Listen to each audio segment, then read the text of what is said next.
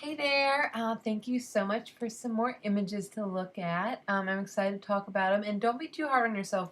This is, photography's it's a learning process, and so I want to re-edit images I took 2 months ago, so, you'll always feel that way to some degree, so don't be too hard on yourself. So it's just good to learn now, and so you can continue to grow and improve, and you hopefully will love images you are taking now, 6 months from now.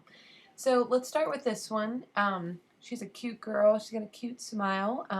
Obviously, she's a little bit overweight, and so I think we have to be very, very careful about that stuff and making her feel really, really confident. And so, if you had stood up next to her on the bench or the wall that she's sitting on and shot down, you would have lost all this, and the focus would have been on her pretty eyes and her pretty smile, and you could have still had the lines in the background for her composition. So if you had just stepped up here and had her look up at you, it would have been really, really flattering. So that's just an idea of something you could change next time.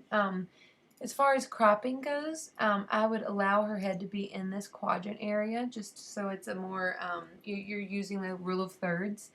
And I would have her hand included here. So when we look at images, to me this is more of a landscape shot. So I need to see at least 2/3 of her body. But if it's a portrait shot like this, then it's okay to only see 1/3 of her body. But if you're shooting a portrait shot that's more of like her whole body, we need to see at least both of her hands, so it doesn't look like you cut that off. So that's just something to think about. I really think the angle of shooting people that are a little bit more overweight is really key. So if her butt was scooted more that way and she leaned towards you more on this arm, it's going to elongate her chest and her neck and her arm, and this part of her body would be back further and her head would be closer. So this part of her body wouldn't be as much of a focus. So I think editing wise, it's beautiful. I wouldn't change anything. I would just change some posing stuff when it comes to this image. So let's look at this shot. It's beautiful. She's a really pretty bride with a pretty smile. So I don't think your posing's bad at all. I think you may have liked it better if her right arm was around his neck and they were nose to nose. So I tell my clients all the time that if you're looking at each other, I want you touching each other. So every time they look at each other, they're normally always touching noses, and that just makes them feel more connected and more in love. So that's a really easy way to make them look like they love each other more. And so also, this shot is a little bit soft, and that's okay. It happens. It was shot at 1.8, and so you didn't have a lot of wiggle room with your focal length, or I mean, with your depth of field. So that's just something to think about. So I notice it most right here, and really on her hair. So if it was tack sharp, you'd be able to see the fine detail of her hair, but it's a little bit soft, and so everything's just a little bit blurry, and that just comes from practice and recomposing with the 50 very slowly, and not shooting too quickly. So when it comes to editing this, I would brighten the shadows so that you can darken.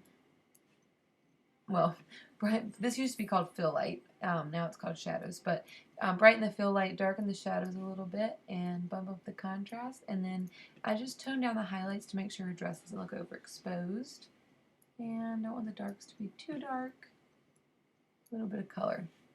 So, and because it's soft, you could tap up the clarity just a little bit if you wanted, but it's not necessary. And so let's look at what we just did here. I'm going to reset this. All we're doing, come on. There we go. So all I did here was add a little bit more pop than this. I don't know if you can tell it or not, but it looks a little less hazy here because of the adjustments I made.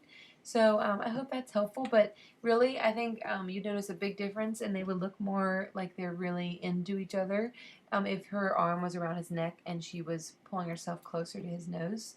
So that's something to think about. This image is my favorite out of the three. I love the light, I love the composition, the lines that bring you to her, and I love the posing. I think it's a little scandalous just because you can almost see up her dress, but it's beautiful. I think it's a great picture, and I think the colors are great. Um, I really, I mean, gosh, I don't know if I would change anything. You shot it at 1.8. Yeah, your settings look great. She looks great. Her skin is very even. If you wanted to, you could shoot her more like at 2.2 and have more of this in focus. But I mean, that doesn't really bother me, and I just think it's beautiful. I think it's a really great shot. So you could possibly straighten a little bit if you wanted to. That's just a little thing. But yeah, I think it's awesome. So I think these images show more of areas of improvement than that one. This one is a great portfolio piece, and I would hold on to that.